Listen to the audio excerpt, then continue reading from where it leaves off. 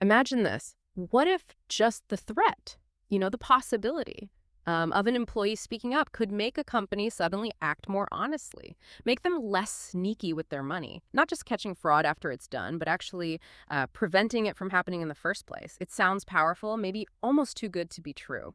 Well, today we're doing a deep dive into exactly that idea, whistleblowing, but specifically as a deterrent. We're focusing on this really fascinating paper by Jaron H. Wilde. It was published back in 2017 in the Accounting Review. The title kind of says it all. The Deterrent Effect of Employee Whistleblowing on Firms' Financial Misreporting and Tax Aggressiveness. So our mission here is to really unpack this. We'll dig into the main question the research asked, how they tried to find answers, which is pretty clever, actually. We'll look at what they discovered and, crucially, what it all means, for companies, for regulators, and for you, our listener, if you're interested in how corporate transparency works or sometimes doesn't work. And that's a great point about timeliness. Whistleblowing, it's been such a hot topic for, gosh, over 2 decades now, especially since those big accounting scandals back in the early 2000s. You remember Enron, WorldCom? Oh, yeah, definitely. Those events really pushed lawmakers. They put in place real protections, even rewards for whistleblowers, things like the Sarbanes-Oxley Act. But the actual deterrent effect, like, does whistleblowing really stop future bad behavior, or is it just about cleaning up messes that already happened? That's been much less clear. And this study, well, it brings some really strong, pretty convincing evidence to that whole debate. Okay, so let's unpack that main question then. The researchers really zeroed in on this. Does employee whistleblowing actually stop companies? Does it deter them from doing 2 specific things? Financial misreporting and aggressive tax stuff. And it's that distinction, right? Not just finding past problems, but preventing future ones. Exactly. And what's so interesting here is the tension the paper gets into. Yeah. I mean, in theory, whistleblowing should deter, shouldn't it? If blowing the whistle makes it riskier, makes the potential costs, fines, reputation hits, maybe even jail time, if it makes those costs higher, then, rational companies should probably back off from risky behavior. It's basic economics, a risk-reward thing. Makes sense. But then, on the other hand, you have critics saying, well, maybe a lot of these allegations are, not that serious. Or maybe regulators like the SEC or the IRS, maybe they just don't have the bandwidth, the resources to chase down every single lead they get. I think a former SEC enforcement director, Linda Thompson, even said pretty openly they can't investigate everything. So that creates this real uncertainty. Does whistleblowing actually mean more scrutiny? Or is it sometimes just noise? So it's not automatic. Blowing the whistle doesn't guarantee a company straightens up. Okay, but before we dive into how they figured this out, let's clarify those terms. Financial misreporting and tax aggressiveness. They sound kind of similar, but they mean specific things in this study, right? And I question. Yeah, they define financial misreporting very specifically. It's about accounting problems, irregularities that actually lead to the SEC taking enforcement action. So we're not talking about small mistakes or just, judgment calls in accounting. This is about serious stuff, often intentional misstatements that get a company formally charged by the regulator, material misrepresentation. Got it. Serious stuff. And then tax aggressiveness. That's about companies taking really bold positions on their income taxes, things designed to drastically cut their taxable income, pushing the envelope on tax law, using complex schemes maybe. Okay. There are different areas, sure, finance and tax. But often they come from a similar place, right? A corporate culture may be focused on pushing limits, prioritizing short-term results. So studying them together makes a lot of sense. Okay, that clarifies things. But wow, trying to isolate just the impact of whistleblowing, that sounds incredibly hard. There are so many things happening with the company, the economy. How did the researchers even start to untangle that? Yeah, this is where the methodology gets really interesting, and it's super important for why we can trust the findings. They use this really unique data set. It was employee whistleblower cases filed with OSHA, the Occupational Safety and Health Administration, between 2003 and 2010. OSHA? Wait, I think of hard hats and safety goggles. How does OSHA fit into financial reporting and taxes? Right. It seems odd at first glance, but it's actually quite clever. OSHA comes in because it handles the whistleblower protection parts of the Sarbanes-Oxley Act, specifically SOX Section 806. That protects employees who report corporate fraud. So the cases they looked at weren't necessarily the big splashy ones you read about in the news. Often they were actually discrimination complaints, employees saying they faced retaliation for raising concerns internally about financial misconduct. These are situations where employees felt they couldn't speak up safely, which might suggest something's already a bit off in the company culture. So less about the public exposure and more about these potentially serious internal red flags around retaliation, but still linked to significant financial issues. That's a really unique angle.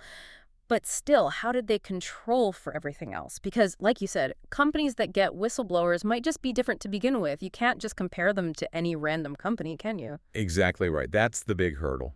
Selection bias. The firms that get these allegations might already have weaker controls or more aggressive managers, or maybe they're just under more financial stress. If you just compare them to average firms, you're mixing up the effect of the whistleblowing with these pre-existing differences. Right, so how did they get around that? They used a couple of sophisticated statistical techniques. First, they created what's called a propensity score matched sample, or PSM. Think of it like corporate matchmaking. For every company that had a whistleblower allegation, they searched really carefully for a twin company, a control firm. This twin had to look incredibly similar on dozens of factors before the whistleblowing happened. Things like size, industry, market pressures, growth, past performance, even signs of weak internal controls. Tons of stuff.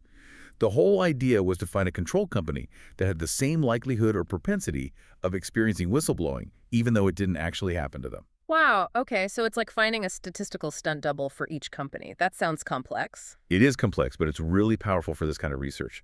It helps isolate the whistleblowing effect. And then once they had these matched pairs, the whistleblower firm and its twin, they use a difference in differences approach. Difference in differences. Okay. Yeah, basically they compared how the whistleblower firms changed their behavior, their financial reporting, their tax aggressiveness after the allegation, and they compared that change to how their twin control firms changed over the exact same time period. Ah, I see. So you're looking at the difference in the change between the two groups. Precisely. By looking at that change in the change, they could filter out the noise from general economic trends or things affecting the whole industry. It lets them really zero in on the impact of the whistleblowing event itself. It's a strong way to try and get closer to showing cause and effect, not just correlation. Okay, that's a seriously rigorous setup. So after all that methodological heavy lifting, what did they actually find? Did the whistleblowing make a real difference? The findings are pretty striking, actually, quite compelling. The study found clear evidence that firms facing these whistleblower allegations showed significant decreases in both financial misreporting and tax aggressiveness afterwards. And this is compared to those carefully matched control firms. We're talking statistically significant drops in these bad behaviors. Wow. So, yeah, it strongly suggests a real measurable deterrent effect. Yeah. It backs up that idea that increasing the perceived risk of getting caught actually does change how companies act. Okay, that's big. But here's a key question for me. Did it last? Or was it just, a quick cleanup while everyone was looking? Because a temporary fix isn't really changing the game long term, is it? Great question. And no, it wasn't just temporary. The deterrent effect actually persisted. They found it lasted for at least 2 years after the year the allegation happened. 2 years, okay. So it's not just a flash-in-the-pan response. It looks more like a sustained shift in behavior, moving towards more transparency and compliance. And another piece of evidence, I think these firms had significantly lower accruals, specifically, less income-increasing accruals, which accountants often use as a proxy for managing earnings in the year of the allegation. Which suggests They were likely reversing some aggressive accounting choices made before the whistleblowing. It's like a tangible sign of cleaning house, correcting past actions. That's really telling. Okay, and was this effect the same for all companies? Or did it sort of hit harder where it was most needed? Like for companies that were already playing fast and loose? That's a really insightful point. And yes, they looked into that too. They found the deterrent effect was strongest among firms that were already showing signs of aggressive financial reporting or tax behavior before the whistleblower stepped forward. Ah, interesting. It's a crucial detail, really. It suggests these allegations had the biggest corrective punch where misconduct was likely already happening. It implies the system, this whistleblowing mechanism, might be particularly effective at bringing the firms that are already pushing boundaries back into line, like it's targeting the bad actors more effectively. Okay, so bringing this all together, what does it mean for us listening, for people in business, for regulators? What are the big takeaways here? Well, the study really makes 3 key contributions, I think, that are super relevant. First, and maybe most importantly, it gives us strong empirical proof that whistleblowing actually deters misconduct. It works as a preventative measure. Mm. And that's not just, an academic point. It changes how we should think about internal controls, about risk management. It means companies shouldn't just be reacting to fraud. They could proactively build cultures where the fear of internal disclosure acts as this powerful, maybe even low-cost way to manage risk. And for regulators like the SEC, the IRS, their stated goal for these whistleblower programs is deterrence. This study basically says, hey, it seems to be working. Hmm. I think Mary Jo White, when she was SEC chair, said deterrence is the ultimate goal. This research gives that idea real legs. That is powerful. And it also sounds like it shifts our focus on who's actually doing the monitoring, right? We often think about external auditors or regulators, maybe the board of directors, but this puts the spotlight firmly inside the company. Absolutely. That's the second big contribution. Right. It really highlights just how important regular employees, the insiders, are as monitors. Monitors of financial reporting, of tax practices. We spend millions on external auditors, on compliance departments. But this research shows that employees can be incredibly effective. Why? Well, partly because they have unique access. They see things up close, often way before an external auditor ever could. Hmm. There was other research, Dick Morris and Zingales, I think, back in 2010. They found internal employees were something like 15% more likely to expose fraud compared to other sources. Wow. So it's almost like it decentralizes fraud prevention. Every employee becomes a potential monitor. And it's not just one specific type of problem they help prevent, right? It's broader. Exactly. That's the third point. It highlights this unique ability of whistleblowers to potentially curb both financial misreporting and tax aggressiveness. Even though these are technically different areas, different regulations, sometimes different departments, a whistleblower's information can often be relevant to both financial and tax authorities. So it shows this kind of comprehensive impact on a company's overall honesty and compliance. One internal voice can help address multiple types of potential misconduct. It's actually a very efficient way to encourage integrity. This deep dive, it really paints a picture where whistleblowing isn't just some dramatic, rare event we see in movies. Even these quieter cases, the ones maybe going through OSHA for retaliation, they can be this really profound force for accountability inside companies.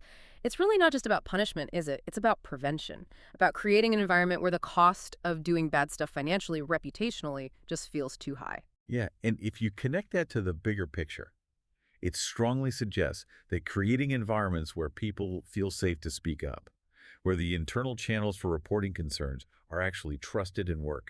That's not just some nice-to-have ethical ideal. It's a real, tangible asset for a company. For its financial health, its long-term reputation, its ability to manage risk before it blows up. Companies that try to shut down internal voices, or worse, retaliate, they might actually be shooting themselves in the foot.